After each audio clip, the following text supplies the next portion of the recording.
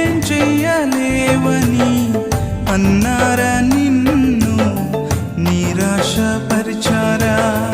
పురుగంటి వాడనని ఎప్పటికీ ఇంతేనని నా బ్రతుకు మారదు అని అనుకుంటూ ఉన్నావా? నేనున్నానన్న యేసు మాటను మరిచావా? కన్నీరు నాట్యంగా మార్చును చూస్తావా?